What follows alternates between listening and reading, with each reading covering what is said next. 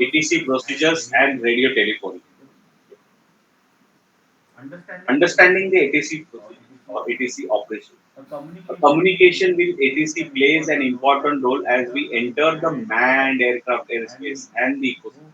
So, our communication with the ATC will come only when we enter the airspace which are made for manned aircraft. Okay, like as I said, yellow zone, red zone, or beyond 400 feet. Even in green zone, I am flying above the 400 feet. That is what is the yellow zone. So in that zone, it is a manned airspace. In that scenario, only we need to talk to ATC. So ATC should be informed for any RPAS operation prior to commencing the operation. Okay. That means it is not only informed, but prior you have to take all the approvals and all the things. Once you have taken the approvals, you need not that ki abhi 10 o'clock you are intending to operate the drone.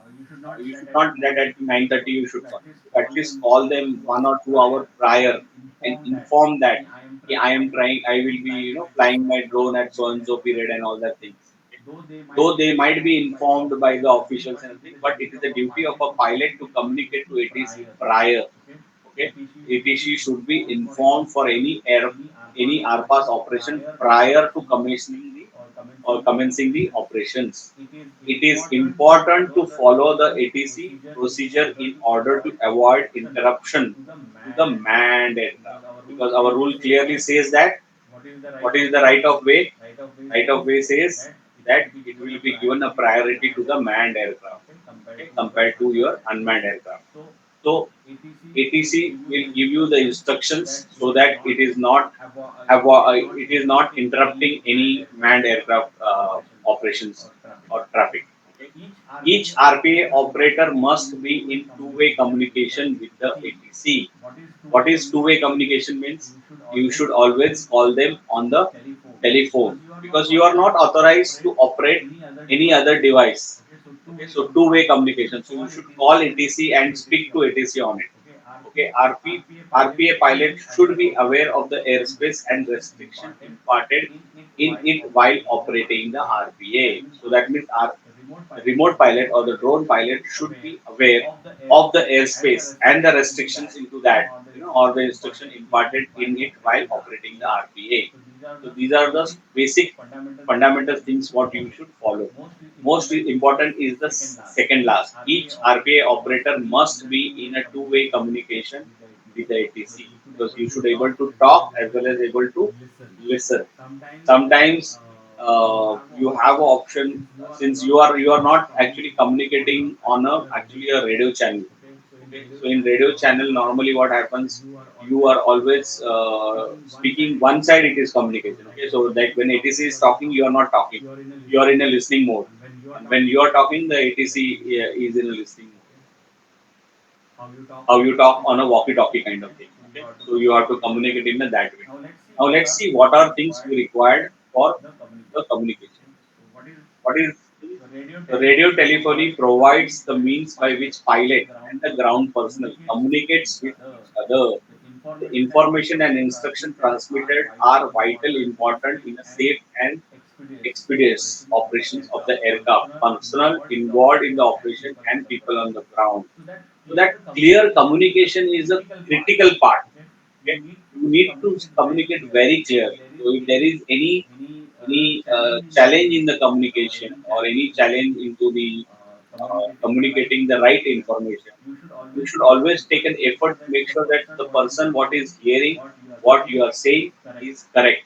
So a lot of time you must have seen people like when I say okay radio telephony basics, so the person should repeat back radio telephony basics like that he is acknowledging what he is heard about it. Okay, so when we are like you must have seen it in a day-to-day basis also, like a lot of time when we are communicating on mobile, if there is a difficulty or we need to communicate some important information, like let's say I'm calling from Nasik, so sometimes other side people may not able to understand the word Nasik, so we'll say okay N for Nagpur, A for apple, S for sugar, like that, H for horse, I for ink, K for something. You would always say these words, okay, so that you are communicating rightly. and this person who is on other side of the call, he listens or he acknowledges what is being spoken by the person on the call. Okay, so this is what is the important point. So information and instruction transmitted are of a vital information.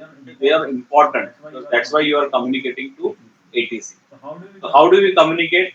By using RT phonetics. Okay, what is RT phonetics? They are nothing but they are alphabets as well as numerics. How do you communicate the alphabets or how you communicate the numerics? Then there is something called RT phraseology also. We don't use Morse code for any regular communication, but this is only in a very critical scenarios or in what we call that where we have to have a very secretive about our communication. Okay, but definitely latitude and longitude are important aspect when we are communicating, and we need to understand what is the RT frequency over which we are communicating when we are communicating with the RTC, ATC. Okay. So radio telephony or radio communication must be carried out in the following manner through RT phonetics, RT phraseology, and from the RT frequency spectrum. On a specific frequency only the ATC will communicate to you. Okay. So let's see what is the phonetics first. Okay. So phonetics are nothing but if you see A for alpha, B for Bravo, C for Charlie, D for Delta, E for Echo, H for Foxtrot. These are the telephonic or phonetics, what we call it is P for Papa, Q for Quebec, R for Romeo, S for Sierra. So when I'm telling a word, I will not say S for sugar. Okay, that's not right. Like normally in mobile communication, we always tell S for sugar, okay, or N for Nagpur. But in aviation world, we say N for November, S for Sierra, R for Romeo, J for Juliet, I for India, H for hotel, not H for horse or horse. Okay, G for goal. We see people saying G for Goa. Okay, I think you must you will acknowledge this part. Like a lot of people say G for Goa, N for Nagpur, D for Delhi. We are used to this phraseology and day-to-day scenario. But in aviation or in a drone, when we are talking to the ATC, we should use the standard phonetics: A for Alpha, B for Bravo, C for Charlie, kind of thing. O, U for uniform, Z for Zulu, Y for Yankee, X for X-ray, W for whiskey, V for Victor, kind of thing. And then number you should call, like one is one, two for two. So you should, when you are saying, let's say I'm telling my mobile number, so I will say number 9, number 8, number. So you have to mention that it is number. A lot of time people when say one, they don't understand what is one. So when say number one, then two, number three, like that. You should call out the numbers when we are calling the numbers. So again, one more effectively. A for alpha, B for bravo, U for uniform. So you should keep a practice. Sometimes, sometimes even when we are calling the aircraft numbers, like how you have UN number, so there is on the aircraft also you will see it will have a unique numbers on the aircraft. So all the aircraft in India have started the number with VT. Okay, so we'll say Victor Tango, Victor Tango, then probably whatever it could be, N012, something like that. So we'll say November 0123 kind of thing. Whatever the number will be, we'll be calling that with respect to the phonetics. However, if you want to communicate on the Morse code, these are the patterns what we need to do. Like for example, A is nothing but dot dash, B is dash dot dot dot, D is dash dot dot. Okay. Then basically E is just dot. So after the character, there has to be a pause of three characters. Okay, so you have to like this could be 1 second. There has to be a pause of 3 seconds, and then you should call out the. That is how you learn the Morse code.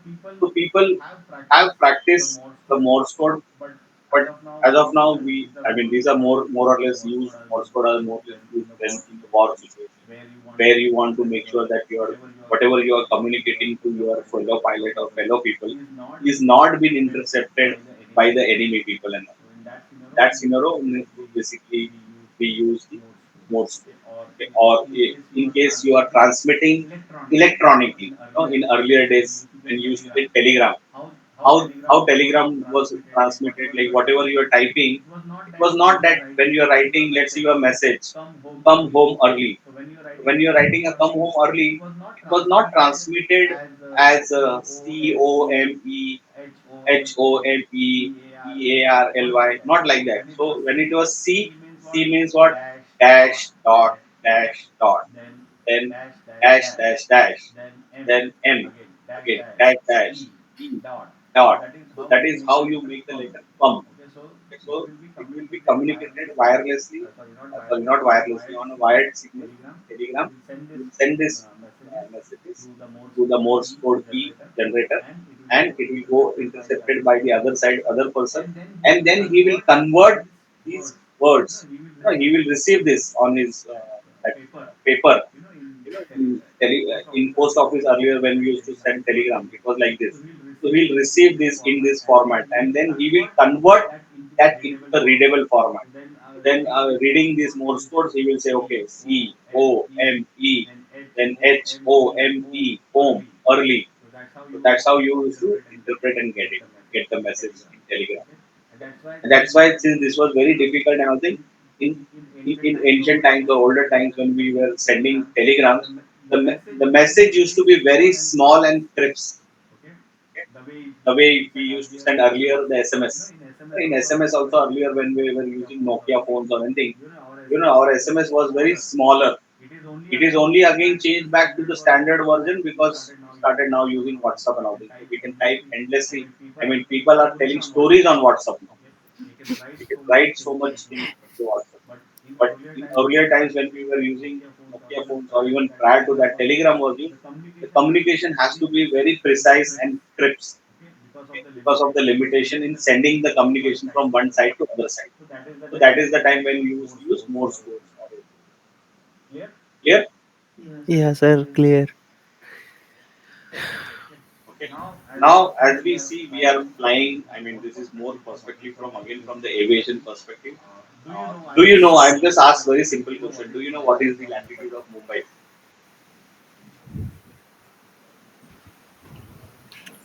No. Any guess?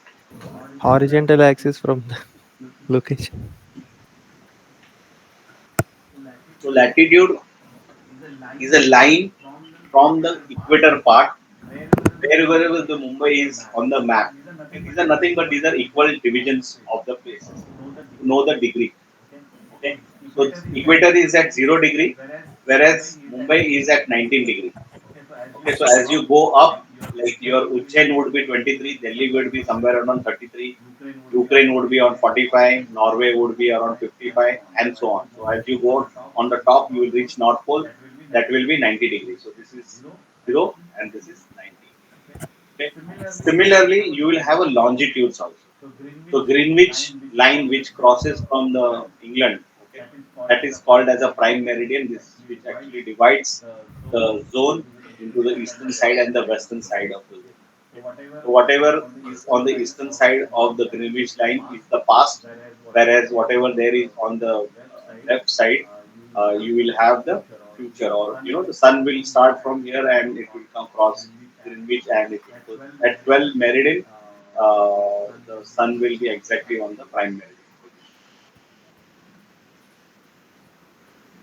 position. Okay, so you have latitudes and longitudes. So if you see this cross section on this latitude and longitude on this, at certain point you will have a latitude and longitude. So whatever operations you are performing on the ground, that location is called latitude and longitude. So you have to tell ATC what is the latitude and longitude when you are communicating your operations.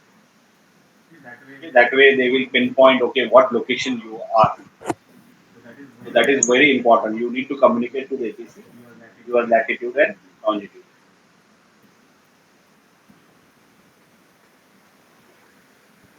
Okay. Yes. What is the frequency? Now we have seen um, phraseology, phonetics, Frequencies. and the latitude, longitude. Now let's see what frequency we are communicating. Now if you see, I mean you are from marine and all the things, so you might be knowing maritime radio navigation normally happens on what we say higher, not higher, I would say lower frequency. Kind of. So you can see 3 kilohertz or 30 kilohertz kind of. Okay, so these are like low frequency, but higher wavelength, I would say. Okay. So so that even you are far off, you will able to get that signal. You will able to get that signal. Okay. So maritime radio navigation either happens on VLF or LF. Okay, but as you move away, uh, like your AM radio or aviation radio or navigation or shortwave, the mode on which we earlier used to listen to the radio. So that is on MF or HF frequency, okay, medium frequency, high frequency kind of. So they are like, again you see here, from 3 kilohertz to it is 3000 kilohertz. So your frequency is increasing. Okay, whereas you see the wavelength is decreasing 1 kilometer. So this range will be very less compared to that. Okay, but if you see here, as you move further, okay, so you're like your VHF television or FM radios or UHF televisions, mobile phones, your GPS, your Wi-Fi and 4G are all on a ultra high frequency. Okay, where you can see the wavelength is small, 1 meter, 10 centimeter kind of this, okay, range, but you see the frequency is very high. Okay, like 300 megahertz or 3 gigahertz. So my drone communication is happening in this range, UHF kind of. Okay, so I would be receiving GPS signals. I would be working on Wi-Fi signals. I may be working on 4G. Okay, so my drone is working on 2.4 gigahertz. So this is somewhere here, right? In VHF. Okay, or maybe my drone is communicating to me or giving me the video footage. Okay, so somewhere it is happening in this frequency, okay, SHF. So my video is transmitting on 5 gigahertz. So somewhere here I am getting my signal. So my drone communication is normally happening in UHF or SHF. Whereas when I am communicating with satellite, okay, or radio astronomy or satellite communication, and all that things happens on this SHF or EHF frequencies, which are actually saying wavelength are very less, but frequency is very high. That is 30 gigahertz or 300 gigahertz. Okay? That's how you should understand this frequency spectrum. So what's this thing you are communicating? Your drone is communicating between VHF or UHF. At this frequency, it is mostly under UHF frequency, okay? And some part of SHF also, like when I'm transmitting the video signals. Clear? Yeah, sir. Yes, sir. Okay. Now, as we are now clear on our communication, artiphonetics, artiphraseology, and artifrequency. Now we know on what frequency I am going to communicate. I know how to communicate everything. Now I need to communicate. Let's say I have a operations which needs to be done, and I need to communicate to the what we call ATC. Now when I am calling out ATC, when I called ATC, first thing what I need to say is reporting to ATC is first I need to call this one. It's called unmanned. Okay? I need to call it as unmanned. So my RPAS unmanned UIN number. Okay. Then I should call out latitude, longitude, and the radius in which I am going to perform my operation. And at what altitude I am going to be, from base to ceiling, what height I am going to fly my drone, and what would be my start time and end time. So you should tell, like for example, you have a 10 o'clock operations.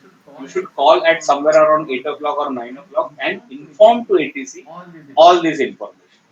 Okay, so remote pilot should prefix RPA call sign with the word unmanned. So you have to say unmanned wherever it is required to have a voice communication with the ATC. Operator need to inform ATC with exact latitude and longitude and radius along with the altitude, that is height from base to ceiling. RT phraseology is used in both ways. So even ATC will communicate in RT phraseology mode, or even when you are communicating to ATC, you should also use RT phraseology. Okay, ATC frequency are to be monitored on a listen only mode, and communication is to be maintained via landline. Since you are not authorized, you are not a licensed RTR operator. Okay, you are not allowed to use any other communication mode. So you should call ATC via landline, whereas you can listen only mode and communication. So ATC frequency are to be monitored on a listen mode only, whereas your two-way communication should happen through landline.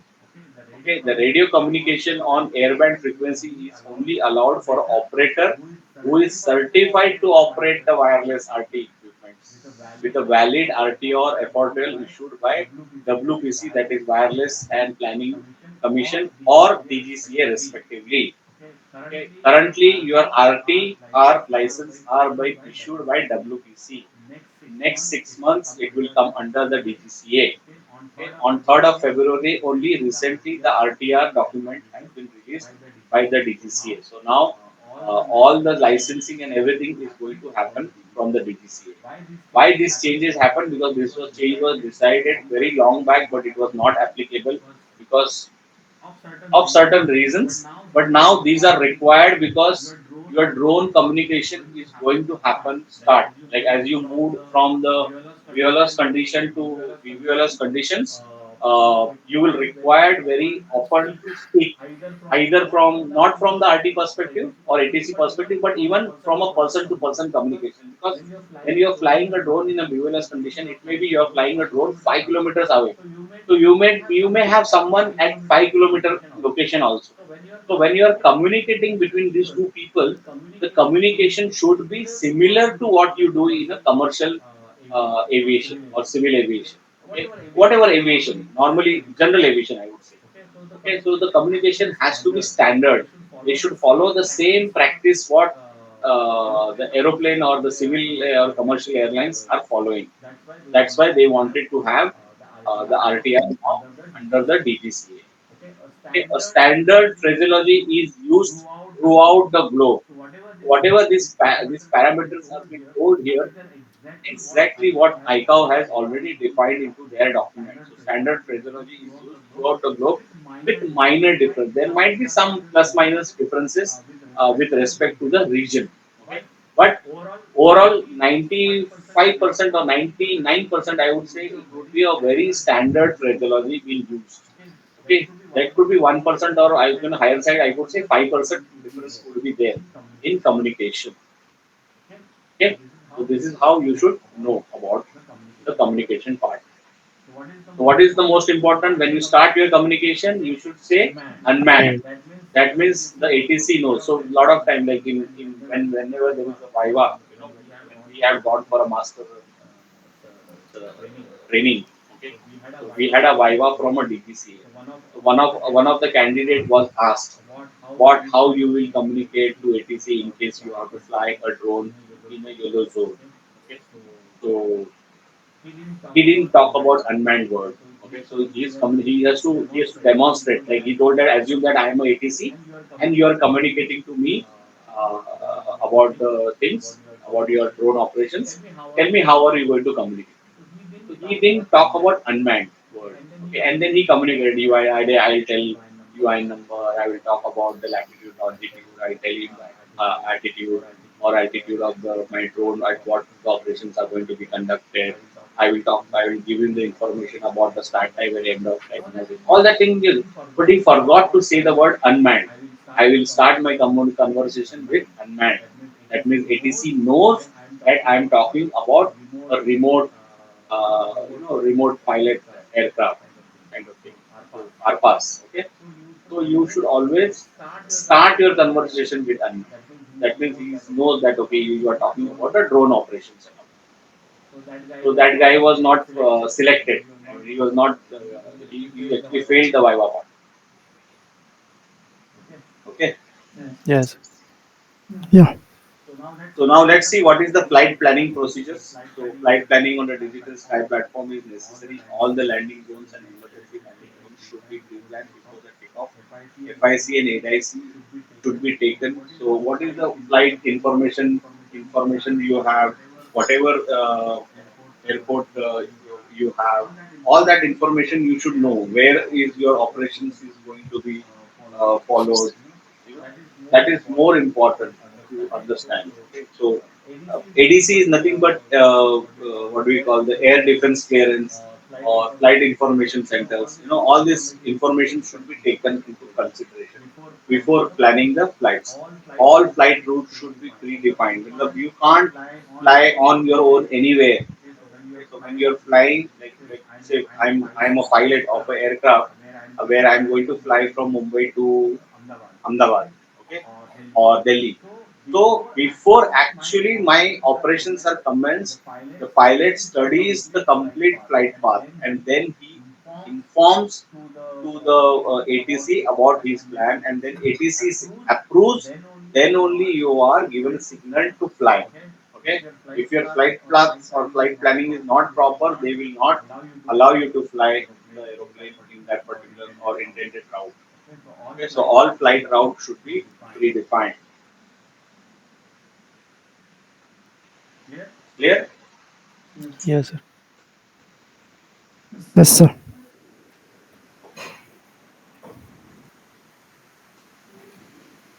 So, lot of time we would have seen collision of RPA can occur due to following reasons: fly away or visual loss of RPA, GPS failure, loss of orientation, motor failure due to human error. So, we will see this more into the risk. I will discuss this in detail when we are taking a topic tomorrow on the emergency handling. Okay, so what happens if the flyaway happens or visual loss of RPA in case of GPS failure is happening, or loss of orientation, or motor failure, or even due to human error also. What, what are the other reasons may include collision, conflicting traffic, like you are flying too many drones at the same point, or you are flying in a very congested area, like terrain and obstacles are there, or hazardous meteorological conditions, like you are flying somewhere in a storm or near the volcano. So these are all hazardous meteorological conditions. Okay? Or ideally, you should not fly your drone in a rainy conditions and all. Or sometimes ground operation or other airborne hazards. There could be some like there is a fire and you are trying to fly a drone over there to take the footage and all that. In that scenario, it is very difficult and it could lead to some other challenges or lead to some other problems. Such scenarios can be avoided either by the help of sensors installed on the RPA or by the operator's intervention. So if you see these kind of challenges are happening, either like for example, if your sensors are equipped, you have a radar equipped on your drones, so it will take the corrective actions and probably will instruct the pilot, or it will on its own it will be taking an action that either it has to land safely at the launch point or home position, or at the same point it has to be landed. So based on that, either it can take either take the decision, or in case those things are not been fitted on your drones, you can always take a control of the drone and land it safely, or at least try to make it away from that scenario.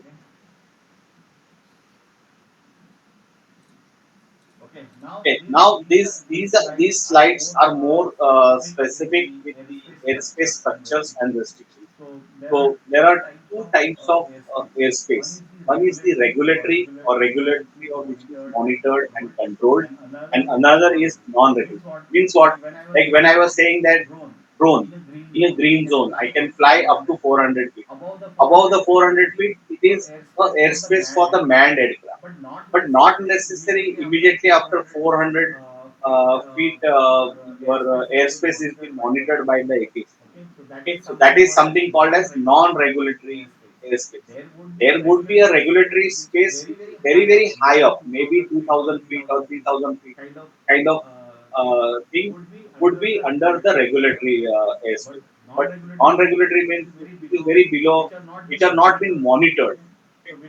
So within these two categories, there are four types. Again, let's say from in a regulatory, you can have a controlled, uncontrolled, special use, or other space. Similarly, under non-regulatory also, you could have controlled, uncontrolled, special use, or other space. These categories and types of airspace are dictated by the complexity or the density of the aircraft. Like for example, Mumbai Airport. What would be the scenario? Can you tell me?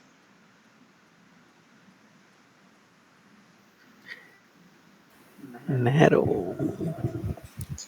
Mumbai Airport would be a regulatory. It will be a controlled airspace. because they have to constantly monitor it, constantly manage it, constantly the aircrafts are coming and flying and going, right? The Yes. complexity and density of aircraft movement at the airport is very high. Whereas if you move away from the airport, let's say you are a little bit away, almost let's say I would say 100 kilometers. Okay, so in 100-kilometer space, it may be a controlled space, okay, but not so important at this point, okay, or it is not that complex, okay. So it could be regularity and controlled, but not I mean, so I mean, what we say, you don't require continuously monitoring at that area because that's a very wide range. Whereas the airport, that perimeter of the airport, where continuously aircrafts are landing, continuously taking off, they are into that 5 kilometer of range. They are continuously doing some other aircraft is moving in that vicinity. So that you need to be monitored continuously. Very complex and density of, because at a given point in time, you will see there would be every 3 to 5 minutes one aircraft takes off from the Mumbai airport. Okay. Yes. And in every 3 minutes, you will see an aeroplane in the air, going air. Either it will be going on the left side or it will be going on the right side, or it may be going straight forward also. Okay. Or it may be going on the right side and taking turn and then going backside or something. So depending upon its flight path. So nature of operation conducted within the airspace. Again, it depends on what kind of nature. For example, in domestic airport, you will normally have normal civilian, traffic patterns and all. Whereas if we talk about like our Dule airport, where actually students are just trying to learn the flying of the aircraft. So they will just take off, they will go up, they will just go further, and then they will turn back, they will come back, they will try to make a circle or a pattern, and then they will try to land. Okay, or they may be flying a bigger circle, or maybe they might be taking multiple. See, flying is very easy. Okay, because once you are in air, you are whatever control you are give, it is going to do those actions. Okay, so flying is not worry part. Once you take off your drone, all controls whatever you give forward, backward, left, right, up, down, all that things are very simple and easy to perform. Only critical part is landing. So when you are landing, you have to be a little bit careful because you are actually bringing the drone down. So similarly, in aircraft also landing is very crucial. You need to be very precise. You need to be very particular how you are landing. You are not, because you are. It is like as good as you are, hard bound to the ground, from the air. So you have to be very careful when you are landing. So nature of operations conducted within the airspace, the level of safety required, and national and public interest. Okay, so based on nation and public, national or public interest, based on that the airspace are being detected. Like for example, on the Parliament or India Gate, these kind of structures, you can't fly even airplanes. Though you are flying very high, your path is not on that line of path. Okay, so basic on national and public interest, or somewhere like on the stadium. Above the stadium, you'll never see the aeroplane flying because let's assume there is some thousands of people are there in stadium and something happens and your aeroplane crashes in that stadium. So it will be not only the people who are within the aeroplane, but even the people who are in the stadium. It will be impacted because of that. So you need to see what is the level of safety required to take care of this. Okay. Yeah, sir. So, in a controlled airspace, there are five different airspace which are classified according to the defined dimensions within which air traffic service provided accordance with the airspace classification. So, there are different classifications. As of now, these are not important from a drone flying perspective. Okay, because this is what we are talking about is a controlled airspace. Okay, we are talking about the controlled airspace. We are not going to fly our drone in a controlled airspace until unless we are really doing some activity. Let's say I have joined Air Force or some company which actually interacts with the defense, and there I want to demonstrate my drone flying in a controlled airspace or in a defense segment or defense related activity. Okay, like for example, there is a company called Idea Forge. Do you know Idea Forge company or heard about it? No, sir.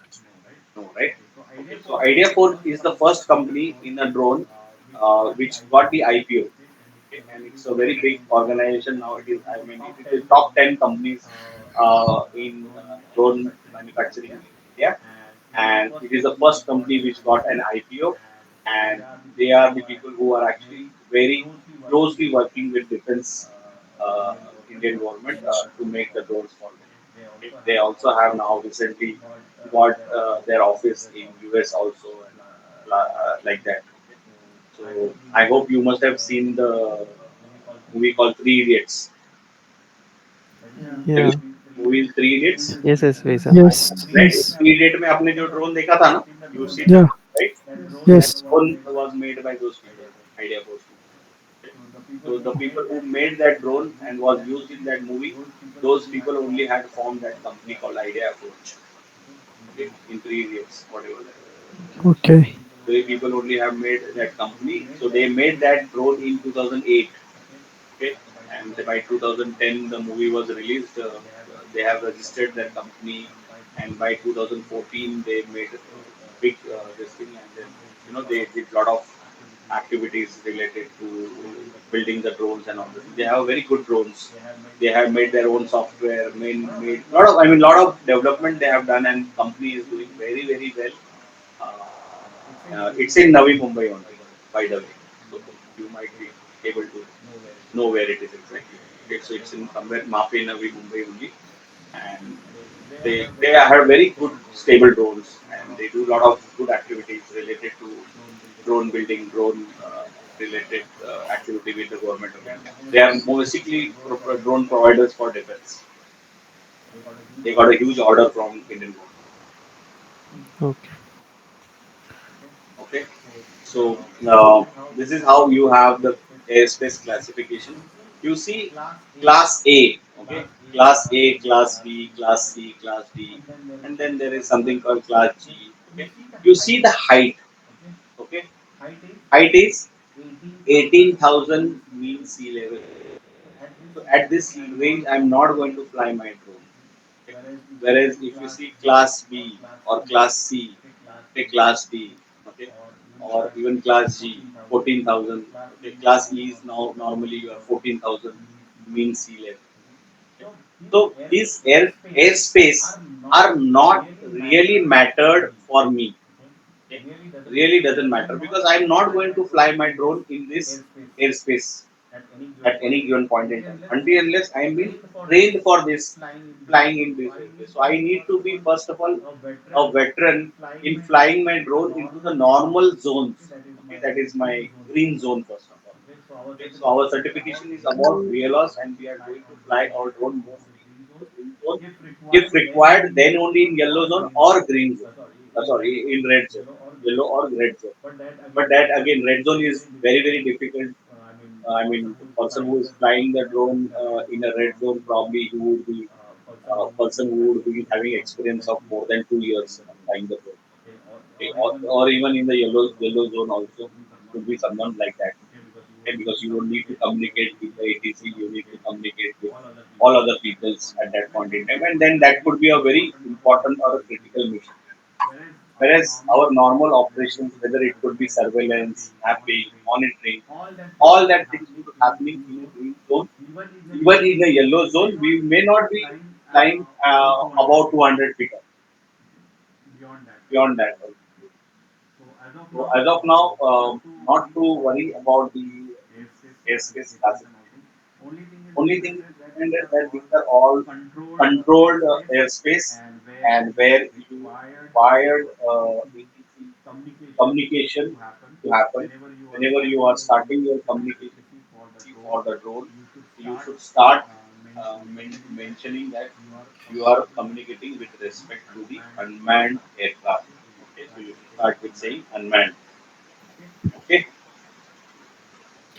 so again, you see, if you see these classes, okay, whatever these classes we are talking A, B, C, D, E, F, or these classes, okay, it tells about when you are doing a operation in class A. Okay, you need to have a RT contact required. Yes, it requires two ways, and you should always communicate with the ATC. So all in this, all the classes, you need to have communication with the ATC.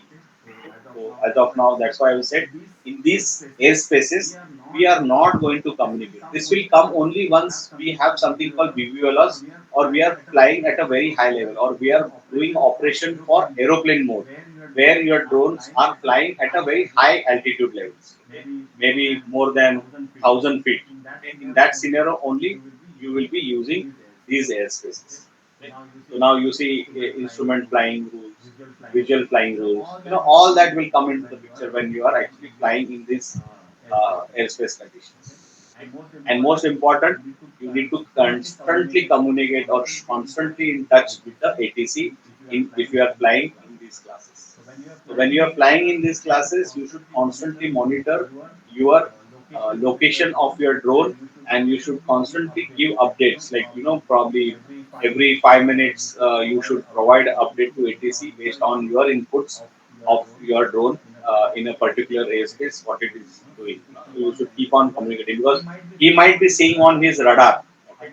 Again, your drone is very small compared to the bigger aircraft. A lot of time, depending upon the quality of the radar, like for example, Mumbai airport is equipped with very good radars, so they can detect things. But Surat airport may not be having that quality of radar. So he may not detect even your drone, or he may not be aware. But at least you communicate to him on that position. He might see that if there is any manned aircraft. So accordingly, he will able to communicate to you. Lot of time, some cases has happened in US where people were flying the drone, and there was some collision or some I would say accident with respect to the aircraft and the drone. There are some incidents that happened.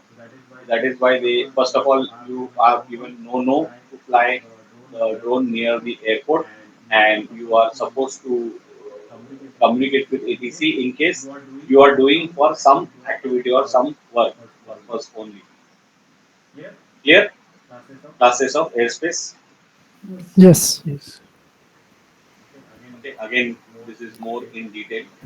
Let's not get confused. This is not important from a perspective, but this is what we have just put in case anybody wanted to deep dive more into uh, you know uh, scenario. Like it depends upon whether you are flying in instrument flying rooms, or whether you are flying in virtual flying room kind of thing.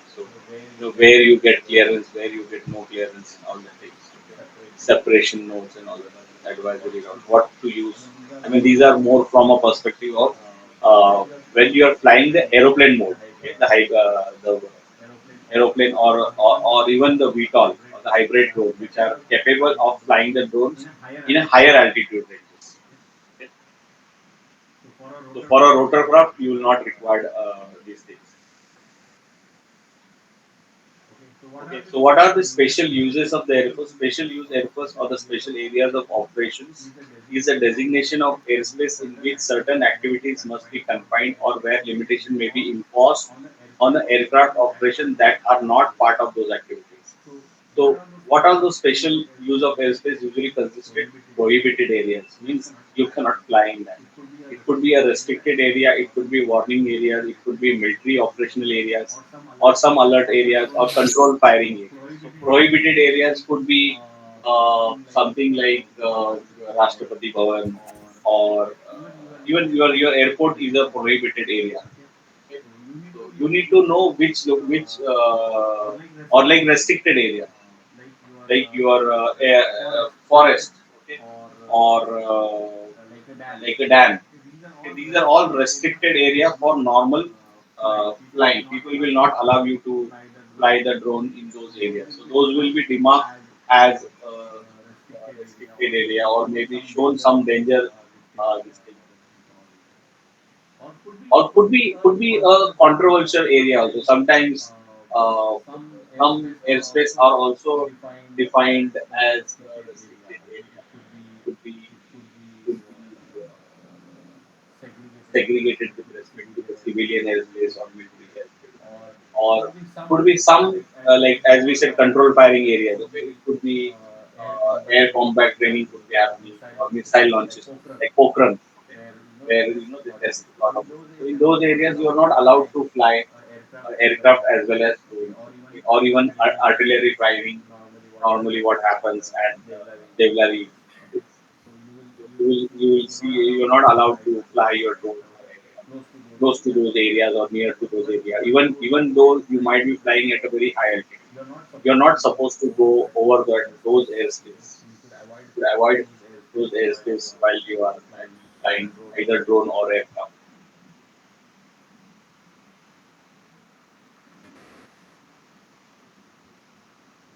Okay, then there are other space areas. Other space areas with local airport advisory, military training grounds, temporary. Some there might be some temporary flight restrictions.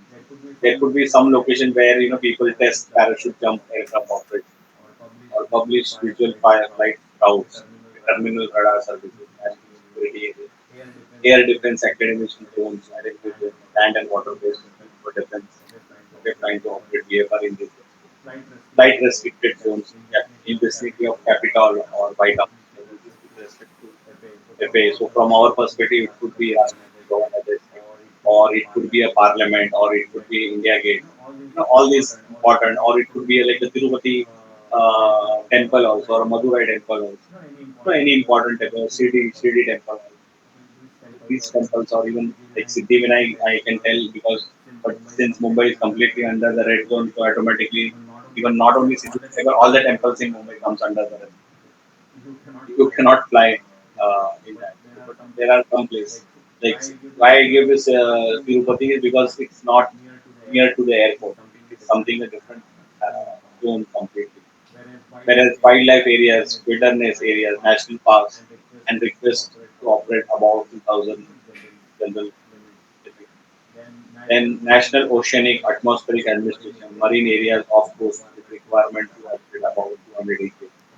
Okay, even your what is it, weather observation centers, meteorological centers, heat balloons for observation of weather at direct cables up to 60,000 feet. So in that scenario also, or those locations also, you are not allowed to fly the aircraft or to. So these are some other. So when you're planning your flight path, you need to see whether anything such things are there. If there are something that either you should avoid, or if you really required to fly from that location, then you need to take precaution and you need to take action. First of all, it is avoid. First, 99% you should avoid such things because again, getting approvals and getting permission is a big headache. So if something needs to be avoided and can be avoided, you should try to. But if I want to, let's say I want to take the aerial photography of a White House, then I need to fly my drone at White House. So I have, before commencing my actions, I have to apply for a permission, take the approvals, get the things planned, get the date and time and everything, and then accordingly I will fly my drone at that particular location. Or let's say I want to capture the kind of thing. So that point in time, I have to take permission. I have to take permission. If I get a permission, I am able to fly. If I don't get permission, I am restricted in flying the drone. Like for example, even in wildlife areas or wilderness or national parks, there also you need to take permission accordingly so that you can fly. Okay. Yes. Okay. So now, as you see, as you are flying the drone, you need to communicate. Like we talked about, right? How much is the altitude of your drone? Okay, so there are 3 points which you need to consider when you are flying the drone. Maximum time your drone. Okay, this is from the civil aviation perspective, civil aviation perspective. But however, maximum time drone will be flying only on the terrain or on the land. So when your drone is on the ground, your altimeter will read what? Any idea? Should be zero. Yes. Ideally, it will be zero. Though there is an elevation with respect to the sea level. Okay, with respect to the sea level, you are at certain height. Let's say You are flying a drone in Lonavala. Lonavala is actually 1,000 feet higher than the Bombay or the sea level, mean sea level. So your Lonavala is 1,000 feet, but your altimeter, since you are doing on the field, okay, this is called field. That's why it is QFE, okay, field elevation. Okay, so when you're talking about QFE, okay, you are giving respect to the ground of that field. Okay, like for example, you have an airport in Pune, or your Pune is somewhere around 1,000 feet. Okay, let's say. So if I'm at 1,000 feet from the mean sea level, till my altimeter will read zero, and when I am communicating to the ATC, I am communicating, let's say 10 meter above the ground. So what I will say, QFE equal to 10 meters. Clear on the QFE part? Field Yes. field elevation. Okay, listen. Q, there is nothing. Q for Q is nothing but it's a related to pressure or altimeter. So FE is Field elevation. field, from the field. So remember, field means ground. Okay, with respect to the ground, your ground will be always zero.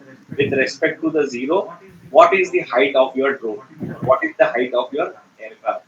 So field elevation, you will see QFE equal to 10 meters, field equal QFE equal to 100 meters, QFE equal to 2,000 meters, whatever it is. Whatever you are communicating, you should communicate with that. When you are, what we say, so there are two ways when you are flying over the sea. Okay, when you are flying over the sea. Now, when you are flying over the sea, your sea level can vary, right? Let's say I'm closer to the Mumbai city. Okay, so sometimes I will have a high tide, sometimes I will have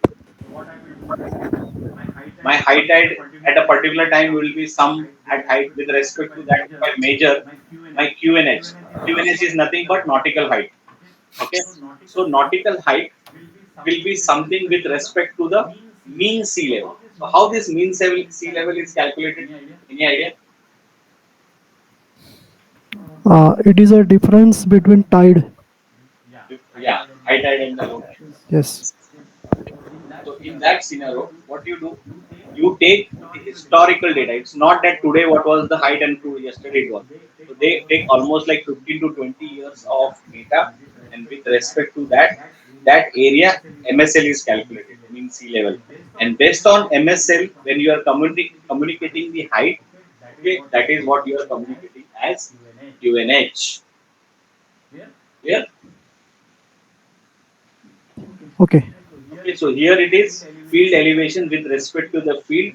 When you say nautical height, okay, QNH is nothing but nautical height. With respect to the nautical height, what you are saying, okay, it is basically a pressure setting on altimeter that indicates the aircraft height above the sea level.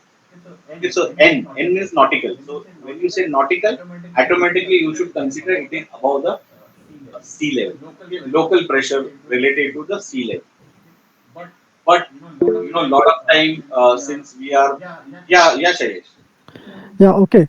So to reading this altitudes, are we have any means the gadget like all this means like in So air, these air. altimeters will be there in the aircraft when Yeah. you are actually flying as a pilot.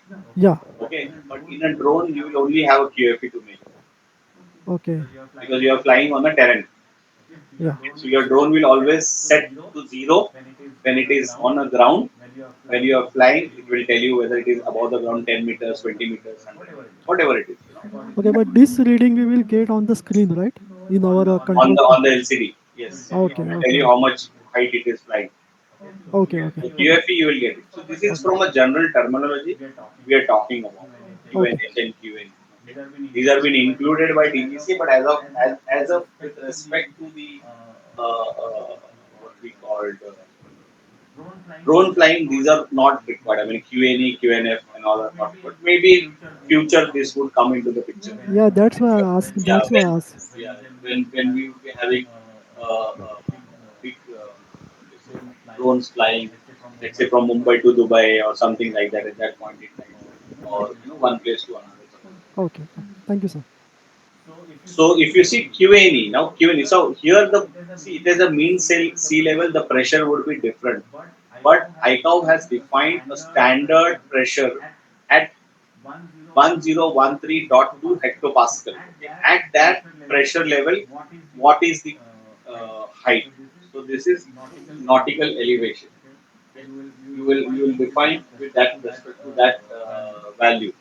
What would be your, so when you are communicating to ATC, you should communicate and tell him at what setting you are referring when you are communicating the height. So normally QNE is basically a flight level with respect to the standard pressure setting. Okay. The standard pressure setting is 1013.2 hectopascal. Okay. This is what we are communicating the flight level with respect to the standard pressure. Okay. But when we are communicating with respect to the mean sea level, this is what we are communicating as altitude. Okay. This is what we are communicating as altitude. Okay. Whereas when we are communicating with respect to the terrain or the ground or the field, we are communicating as a QFE. This is nothing but this is height. At what height I am flying. So this is your flight level. Okay. This is your altitude level, and this is your height. So, so either you communicate in that my flight level is as so and so, or my altitude is so and so, or where my height is so and so. When you say these words, the ATC knows what are you referring to it. Okay. If you do not say, you do not remember the flight level, you do not remember the altitude level, or you do not remember the height level, then you should communicate by saying my QFE is so and so, or my QNH is so and so, or my QNE is so and so. So accordingly, they will know what I am referring to it, or what I am actually trying to communicate to you. Okay. Here, any questions on Yeah. this? No, sir. No, sir.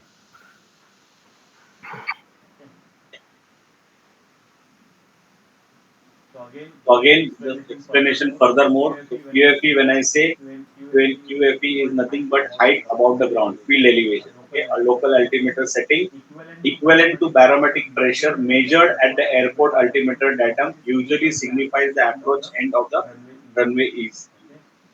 Approach end, okay, where you are actually going to land.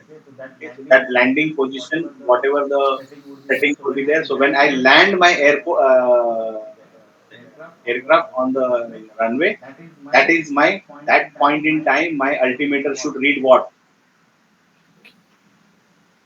Can you Zero. see? Zero. Correct. So QFE indicates zero altitude, meaning on the airport the altimeter will read zero. So at the airport altimeter datum, altimeter is set to QFE. So on the airport, I'm on the airport, or on the runway, my QFE will be set to zero. So when I am setting my altimeter before the takeoff, I will set it to zero. Okay. So it will be zero, and then I take off. Then as I climb, I will know what is my QFE according to the airport. Okay. Whereas altitude, okay, QNH. Okay, we are talking about QNH. Local altimeter setting equivalent to barometric pressure measured at the airport altimeter datum and corrected to the sea level pressure. Okay, so QNH, this with respect to the sea level. Okay, it is not following the standard pressure. It is following just at that particular sea level pressure. Okay, at the airport altimeter set to QNH indicates the airport elevation. That means it will take into the account this elevation. Okay, and with respect to that, the QNH would be set. So QNH is nothing but QFE plus this elevation. Okay. It is not marked here, but this is the elevation from the ground level till the mean sea level. That is the elevation. Okay. That will be taken. At the airport, altimeter set to QNH indicates the airport elevation above the mean sea level. So that is your QNH. So that is what we are talking about, altitude. Whereas standard altimeter setting, that is a QNE, this is global standard. Okay, altimeter setting. QNE is a pressure setting at 10,013 hectopascal that will produce a standard atmospheric altitude and provides the basis of the flight level. So when I am flying at a very high height, okay, so at that point in time, let's say I am flying at 30,000 feet. So when I'm flying at 30,000 feet, see, these are very minor things. Okay, like the pressure difference between the standard pressure and the mean sea level pressure, or the elevation.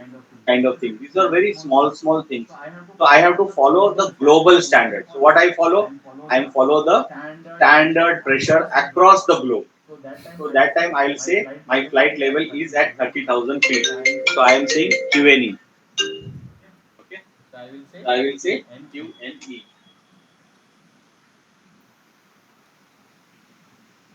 Clear? Yes, sir. So Yes. standard altimeter setting, that is QNE, is the pressure setting at 1013 hectopascal that will produce a standard atmospheric altitude and provides the basis of light levels. Okay, these are, see, these settings are very close. Like I am going to land on the airport. So we'll talk about QH. I mean, I'm talking from the aviation, okay, civil aviation. When I'm talking, my aircraft will be maximum time will be in the air and will be flying at very high height. So that point in time, I will use QNE. But these will come only in picture. Let's say I come from Jaipur, I am going to land now on the Mumbai airport. So initially, I may communicate when I am flying on the sea level at a very low altitude. I will communicate with the QNH. I am approaching the ground. I will communicate on QFE mode.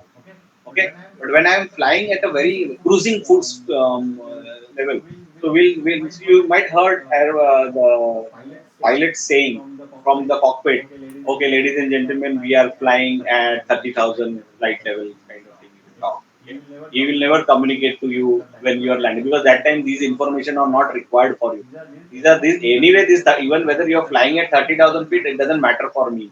But they will normally, because that time they will not be in pressure, because it will be in complete autopilot mode, and they will just relaxing, but just for sake of communication and documenting, they will say, okay, ladies and gentlemen, we are flying above so and so, like we are currently flying above the Ahmedabad and we are cruising at so and so speed, and we are at flight level 30,000 or something like 25,000, something like that. If whenever you have flown in the aircraft, like, I hope you have heard this kind of announcement made by the pilots, Yeah, sir. Yeah. Yes. right? We have. Lot of time now. See, now there will be a difference. Earlier, when you would have listened, but you would have not interpreted them properly, or you not have thought about it. What is it actually? But now, as you have gone through these sessions of training, you will now know the significance around it, the importance around it, what he is actually trying to communicate to the normal passengers about it. Though they are not so important for them, but as he is speaking out, it is getting recorded into the voice recorder also. So it is not only for the passengers that information, but it is for documentation how the flight was performing at that point in time, and it is getting recorded in the voice recorder, if in case in future if it is required. Okay. So normally, whenever there is an air crash happens, and unfortunately you could not do anything and you could not recover anything. So most of the investigation people will always recover these black boxes. Okay, so they will voice recorder and the flight recorder. These are the two things they will always recover, and then they will try to understand from that all the information what they have, the things what was happened in that given point in time, and then they will try to create the scenario, or they will find the fault, what could have happened and what could have happened, because the crash has happened. Okay, so lot of cases are being solved after listening to the communication happening in the cockpit. Okay, even by just single listening, even the bips, the bips or whatever, whatever is happening in the cockpit is getting recorded into the voice recorders. Okay, and simultaneously the performance of the aircraft is being captured into the flight record. So it will capture all the inputs, whatever it is getting from its various sensors and devices. It will get captured into the flight record. So based on these two devices, they will completely recreate the complete scenario, and they will know what has happened. Wherever you do not have information, or you're not able to have any proper information, it is difficult to get this. But maximum times, based on these instruments, they are able to solve the. Again, another way of interpretation of this, the pressure type altimeter calibrated according to the standard atmosphere. When QNH, okay, altimeter setting will indicate altitude above the mean sea level. okay, QNH. Okay, when set to QFE, altimeter setting will indicate height above the QFE reference data. Okay, that means the height. Here it is shown. See elevation. Okay.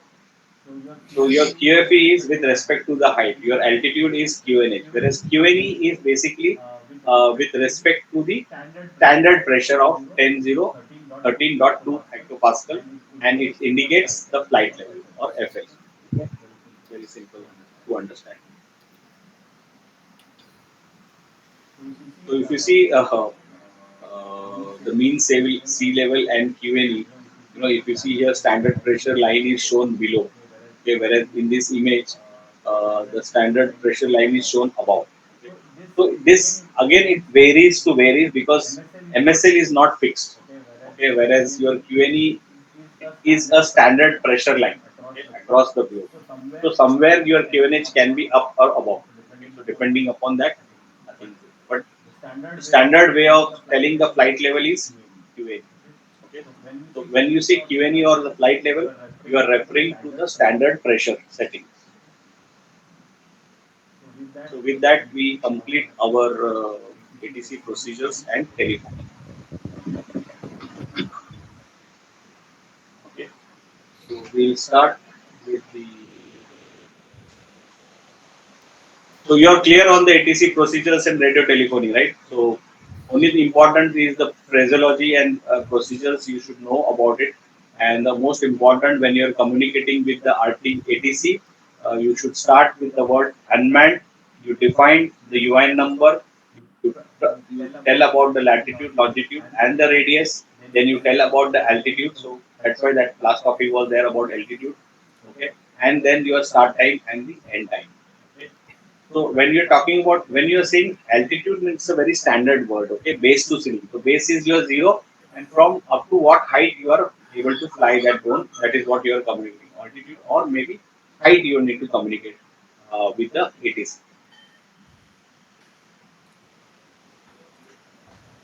Okay, so let's start.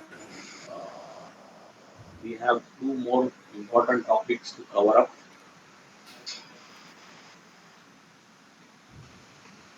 Okay.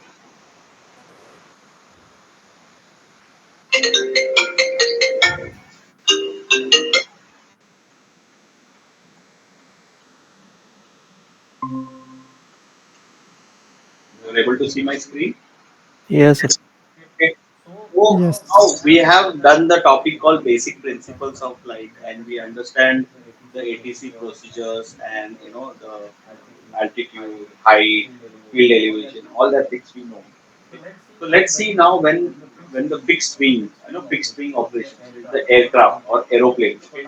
So now we are going to discuss the three categories of drones. Okay. One is the fixed wing operations, then we are going to do rotorcraft operations, and then we are going to touch base on the hybrid operation. So from our training perspective, the rotorcraft operation is the most important part because that is for what we are going to get trained. Okay, so when you actually go for a fixed wing operation, even you can get a license for fixed wing operations also. Okay, so when you are doing that, you will be learning in more detail about the fixed wing operations and aerodynamics. People have gone from rotorcraft operations, and other people have got the hybrid operations and aerodynamics of the drones. So, with respect to the category, you will get the license. So, right now we are more focused on the rotorcraft. So, rotorcraft will be having more lengthier topics and lot many things to discuss. Whereas if you see fixed wing and hybrid will have a you will just touch base and understand them how they differentiate with respect to the rotorcraft. So what are the fixed wing? Okay, fixed wing drones.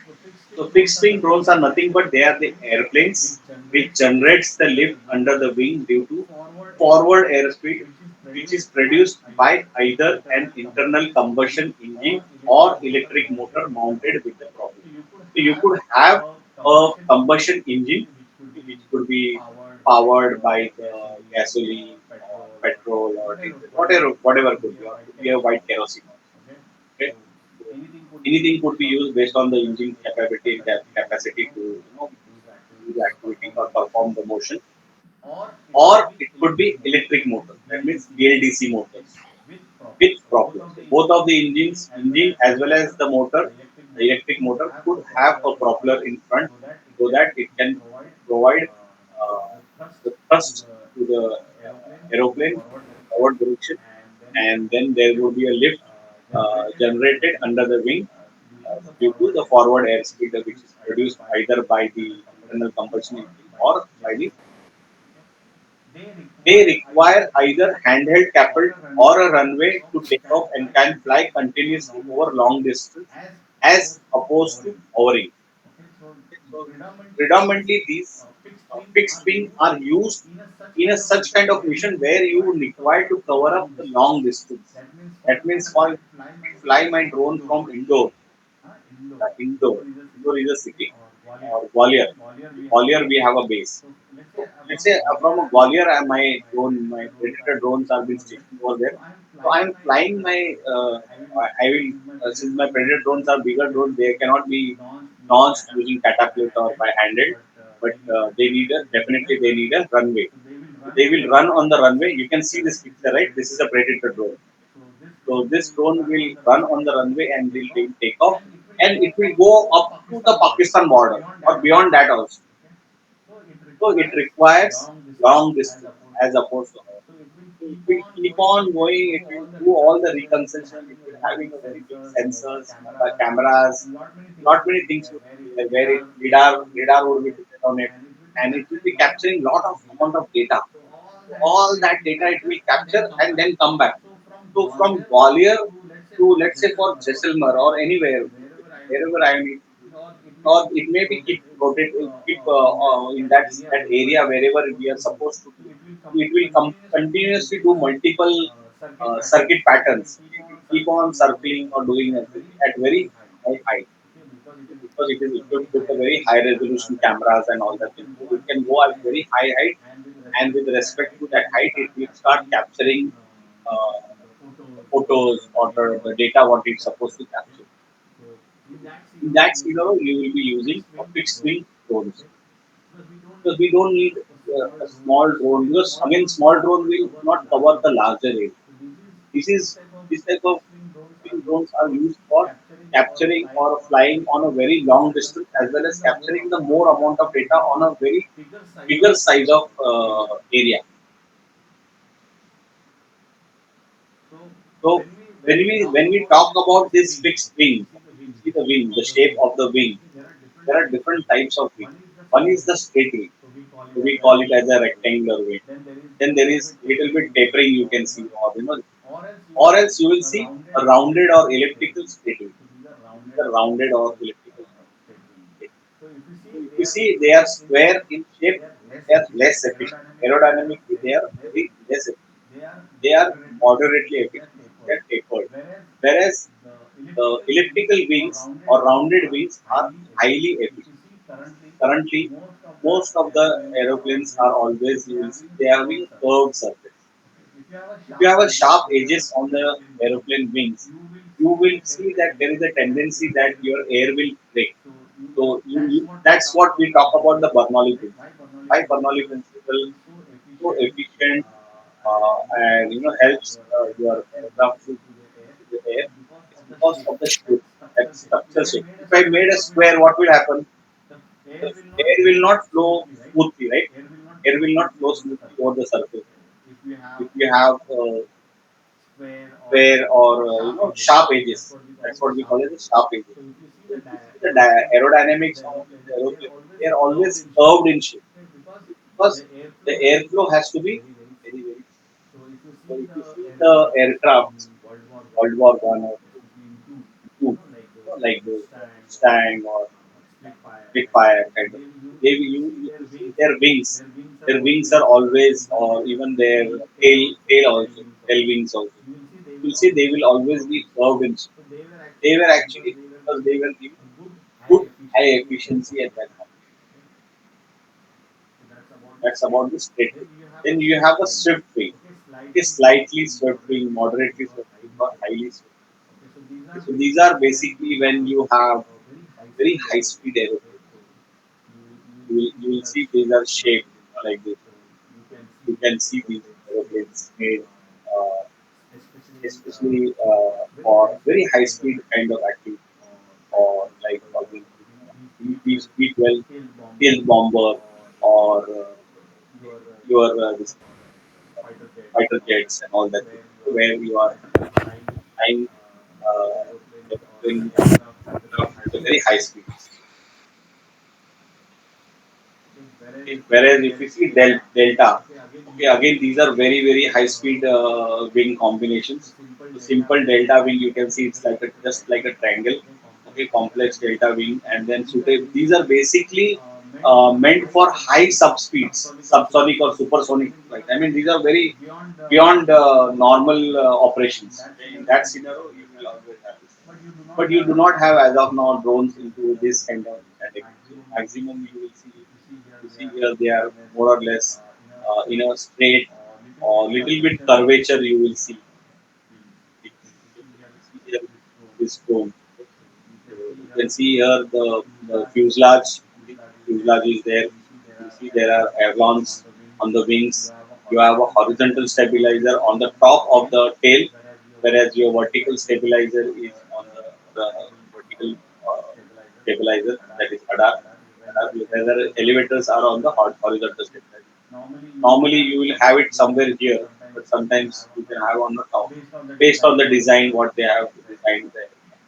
Then you have propellers which are fit on the engine. Okay, this could be an engine, and then you have three wheels called as a landing gears. These are the part of the fixed wing unmanned aircraft vehicle. Rustam, you must have seen Rustam, right? Rustam aircraft of India also is making and testing those drones similar to that.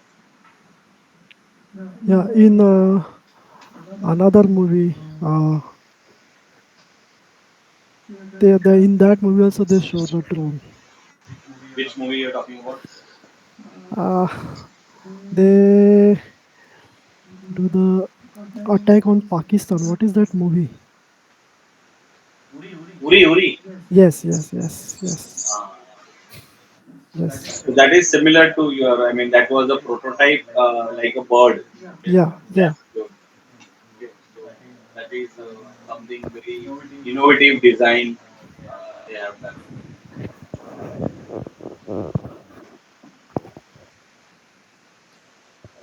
So now let's see what are the parts or the components of the fixed wing.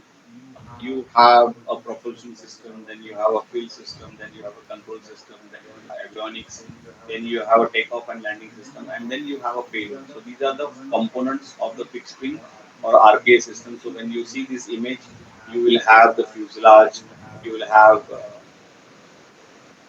propellers and engine, and then you have a control surface like ailerons, elevators, radars. Okay, and inside this fuselage, you will have a lot of electronics or aviations. Then you have a landing gear and all that things, so which will help you to take off and land the drone on the runway. Okay. And also, if you see here below, here you can see the below the belly, what we call it as. Okay, you will have cameras, sensors, radar, all that things would be fitted over here. Okay, so that they were able to do the reconnaissance or surveillance activity of the enemy territory. Okay, so in propulsion system, either you could have IC engines or you could have a brushless direct current motor. Okay, so BLDC motors, what we call. So they are having a high power to weight ratio available in wide range starting from 5 grams. But if you are using a fixed wing with BLDC, you will have only drones in a category like a nano or micro. Okay, because these drones will not have a longer endurance capacity. Okay, however, they can have a low noise, helps in keeping low profile in stealth operations. In the smaller operations, you can use this kind of drones, but for a long distance, you have to depend on the IC engines. Okay, conventionally used systems provide high endurance than BLDC. That means you can fly longer. Like we have a drones in this scenario, which can fly almost for 30 hours. Okay, whereas in BLDC it's not possible because your battery will only live for 30 minutes, not more than that. Okay. So it is always advisable to have a fixed wing with IC engine for longer endurance. Best suited for medium and large category. Okay. So you will normally see the drones, fixed wing drones in this range. Like it will be more than 25 kg or more than 150 kg. Okay. Like that. So medium or large category. However, IC engines are noisier than BLDC motor, but not to worry because again these engines, though they are noisier, they would be flying at very very height, like almost 20,000, 30,000 feet. They would be flying. Okay. Whereas both the whether it is fitted with the BLDC motor or IC engine, you need a propeller connected to BLDC or engine provides thrust by rotating in size, okay, to particular direction, made of either wood, industrial, and small grade plastic or carbon fiber. The propeller. So in olden times, you must have seen those old aircrafts fitted with the wooden propellers, okay, high grade wood they would be using, or maybe a aluminium made kind of thing also, aluminium alloy kind they could have used. But in other core location, you might have used carbon fiber. But carbon fiber propellers are very, very, very expensive compared to this wood or aluminum grade, uh, or even the plastic also. But again, it depends upon what and where you are using this kind of propellers.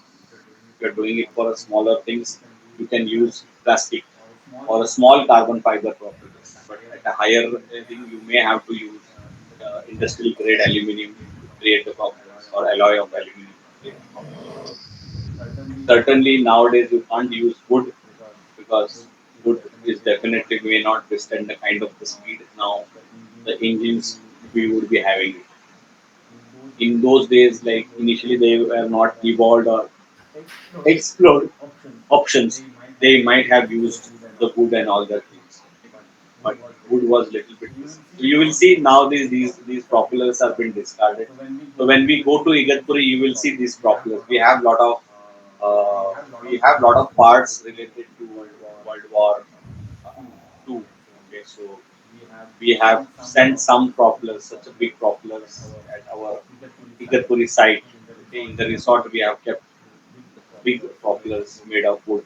Okay, so you will able to get to see that.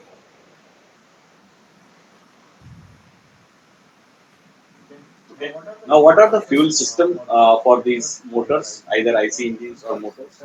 For electric motors, you will have a lithium-based batteries. Either it could be LiPo or lithium-ion are the most widely used batteries. LiPo batteries can be custom built for different shapes and size.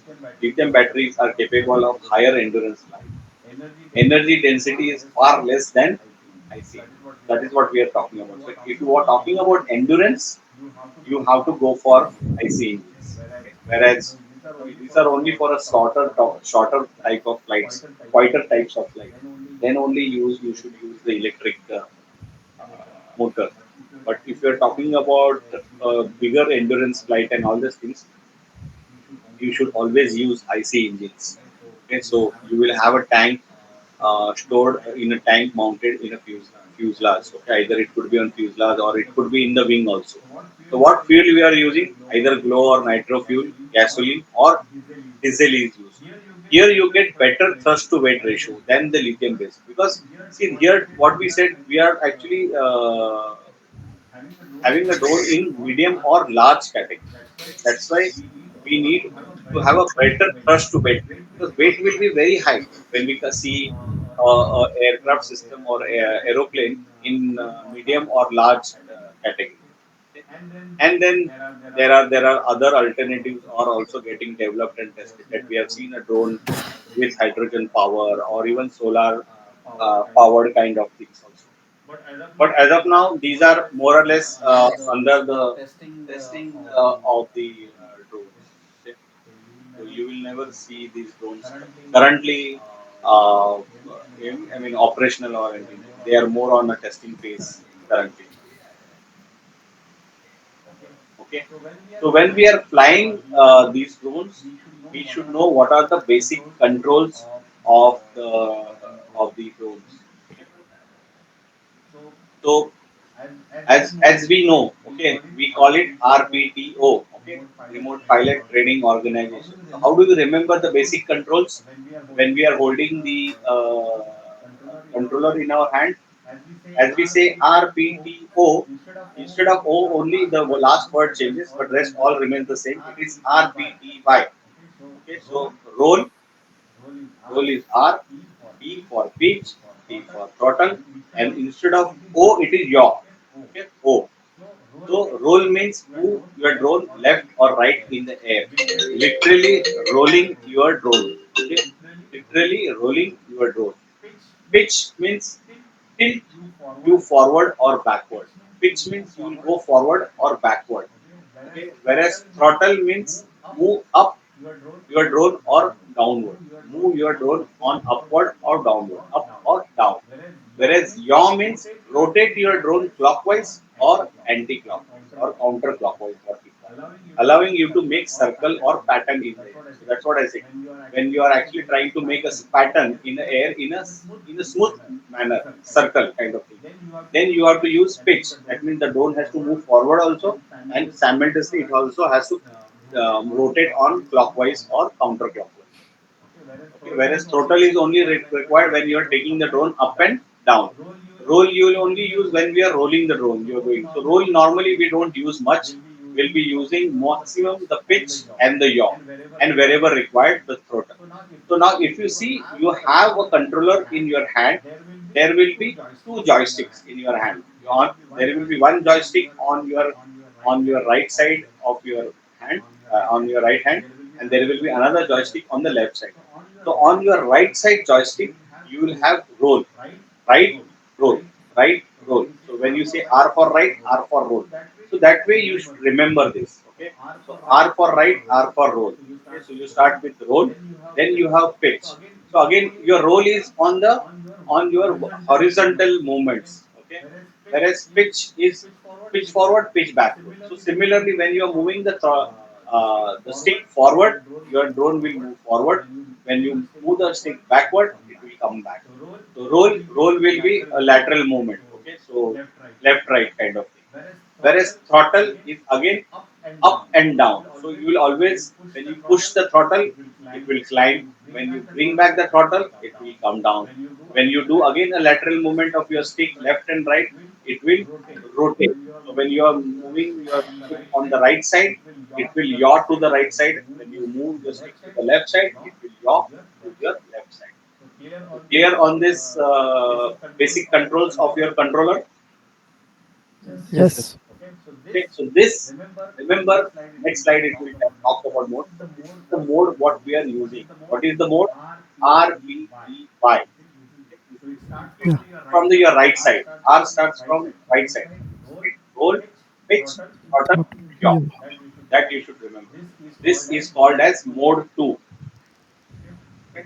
So when you are having a remote controller in your hand, this is your right side control and this is your left side control. So this is your channel one. This moment, lateral movement, is your channel one.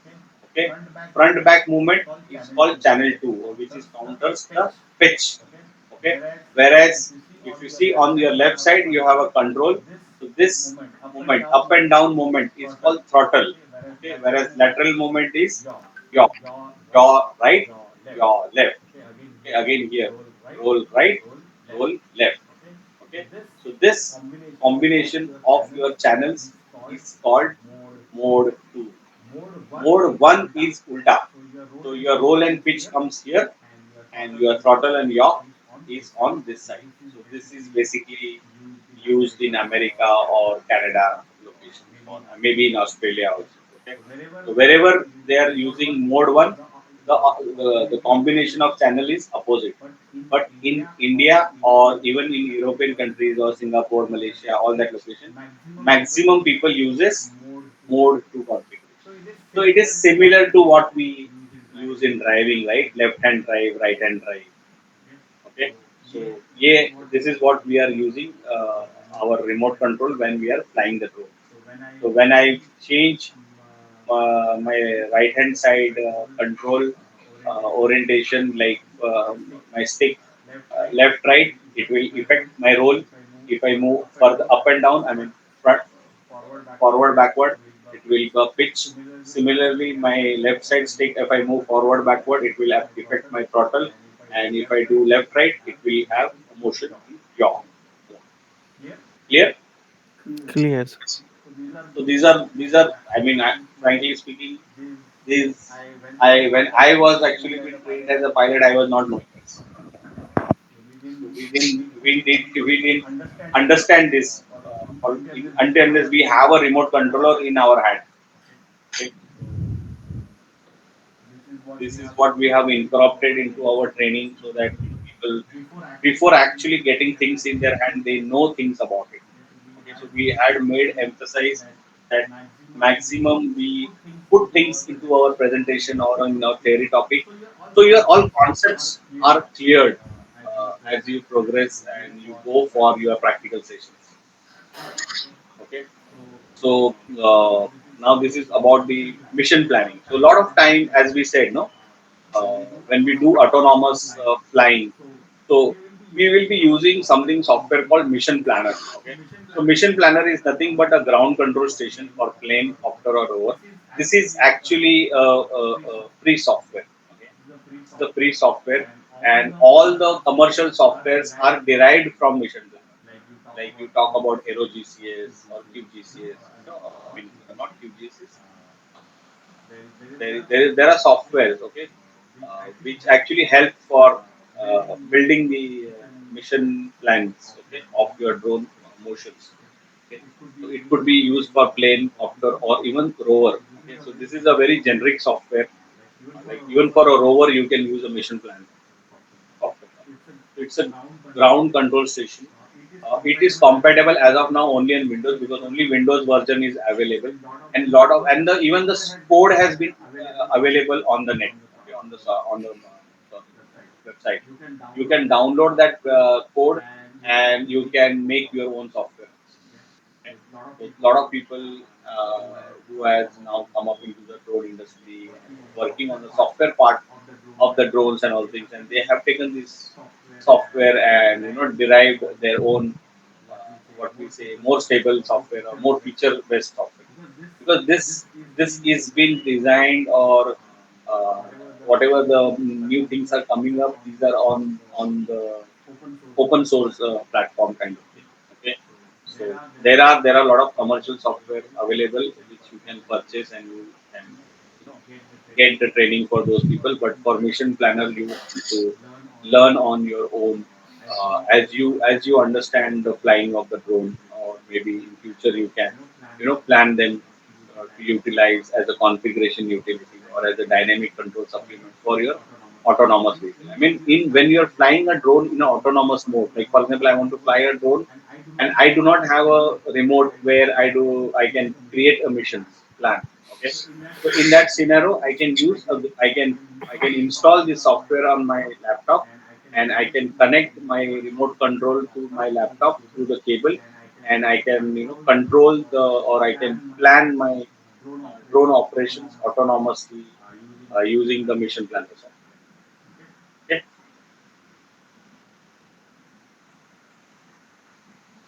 so this is how you can make, like, your drone is somewhere here at the point. From here, you can define these paths.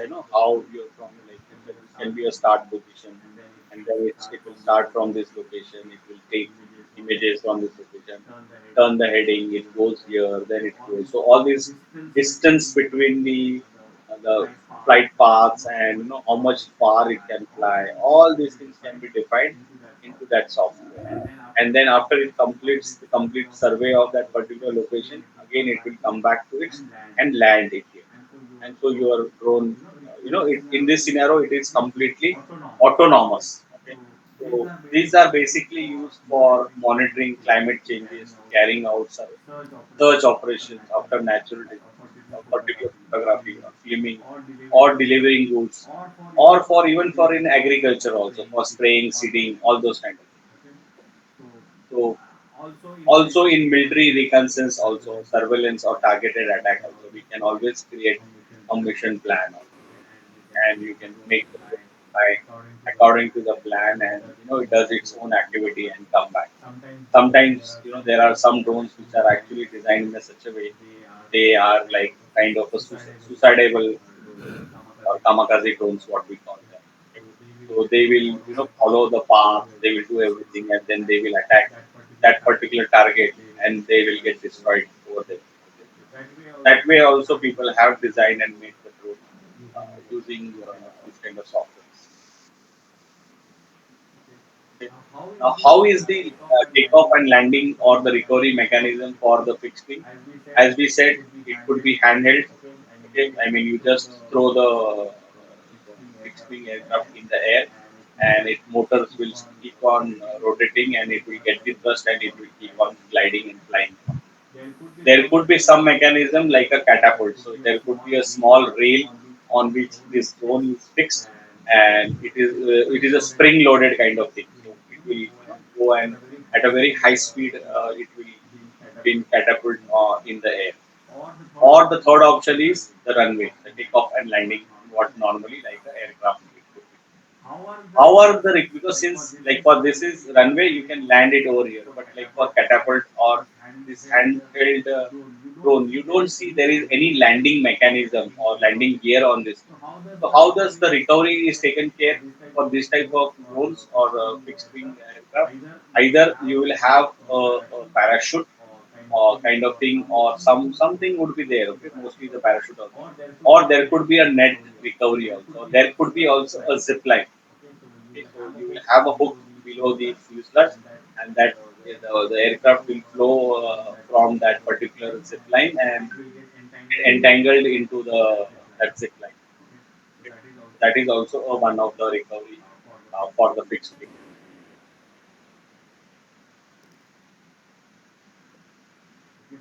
So what are the applications for fixed wing drones? Mostly, as we talked about, agriculture and the surveillance for the defense part. Okay? So in agriculture, it is basically for a mapping. So whenever we are doing a mapping of a very large area, okay, when government wanted to do some kind of a mapping or some kind of a surveillance of an area, like there was a project last year by Gujarat government where they wanted to do the mapping of the complete Gujarat state. Okay, so that time they had used the fixed wing. You can't fly a small drone because small drone, I mean the rotorcraft drone, will not go on that height what it is supposed to capture the bigger area. Okay, so in that scenario, you should always use a fixed wing.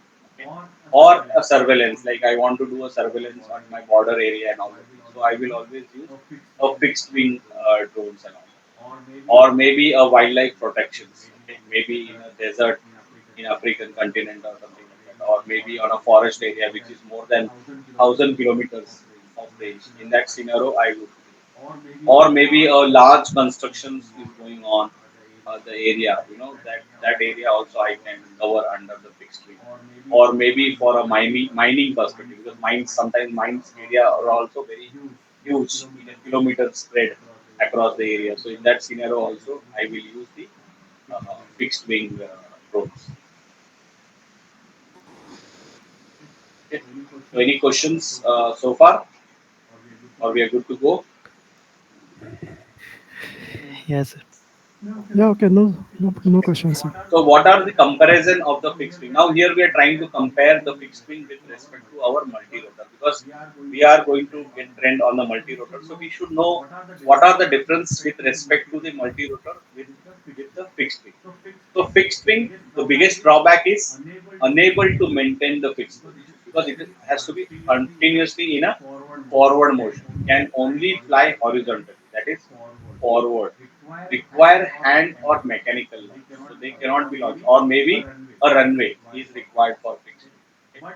But the advantage of fixed wing is longer average flight times, can carry heavier payloads, great stability in the wind because they are aerodynamically designed. Okay, and generally higher speed flights. Okay, higher flight speeds. So there are certain drawbacks, but there are certain advantage of this fixed wing. So based on these pros and cons, you should use these fixed wing drones or the aircraft for your missions accordingly. But What are again comparison with respect to the fixed wing motor rotor? Motor rotor are easy to control and maneuver. Okay. Whereas fixed wing you need skills because they will be flying out a very large area and sometimes they will be beyond your visibility also.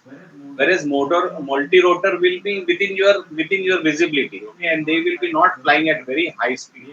They will be flying at a very lower speed, okay, compared to the fixed wing. Most important is have the ability to hover. Okay, this is the most important advantage of a rotorcraft role. Okay, and second important is takeoff and landing way vertically. So you don't need a runway or a bigger area to get them operational. Okay, simply take off, do the activity. Even if it take off, it can hover at that particular location, take as many as photos, as many things, whatever information you need to capture or monitor, you can do using the multi-rotor drone, and then you can bring back and land vertically. But since these are all BLDC powered, okay, they have a limited flying time. So you will have flying time something like 15 minutes, 20 minutes, 30 minutes, max to max 50 minutes kind of thing. Okay? Not more than that. So more power you need to provide to drone or more endurance capacity you want, you need to give more battery time. More battery means it will become more weight. More weight means you have to compromise again on the flight time. So so it is a game of like weight to the energy. Okay? But since these are designed drones for a different type of activities, okay, so also they will be also having, since the weight to ratio is very low here compared to the fixed wing, they will also have a small payload capability. Again, these drones, understand, these drones are not designed aerodynamically. Okay, so they will be less stable in the wind. Okay, and as we talked about, they have a lower flight speed compared to the fixed wing. Okay, so clear on the comparison between the fixed wing with the multi-rotor. Yes, sir. Yes, sir. So we have completed the topic of fixed wing operations and aerodynamics. What is the time now? I think it's a break time right now. Yes, sir. Okay, so we'll take. We want to take a bigger break, 15 minutes. Now, we'll take a 15 minutes break and we'll start at 5:30. Okay, sir. And what time it will complete? So actually, we are currently a little bit lagging. Okay. Okay, so we are actually supposed to complete. So we'll complete today the rotorcraft and then we'll get over. So 5:30 is okay for you? No, not 5:30. Sorry, 6 o'clock is okay for you. Yes, sir. Yeah, okay. Okay, okay. And currently we Do you not. have any challenge because you will be going back home, right? No, nothing Traveling. like that. If you want to continue, also you can. Okay. And right now we don't need a 15 minutes break. Just 5 minutes. Okay. Okay, right, Santosh? Yeah, yeah. Okay, I just need to grab a tea and come back. So that's Okay, Yeah, it. sir. okay. Please. Okay, please, please. No issue. Maybe 10 minutes we'll take it. Okay. Sure, Just Okay, sir. let's Sure. take a Okay. 10 minute and then come back. okay, sir. Okay, sir. Thanks. Thank Thank you. you. Thank Thank you. you.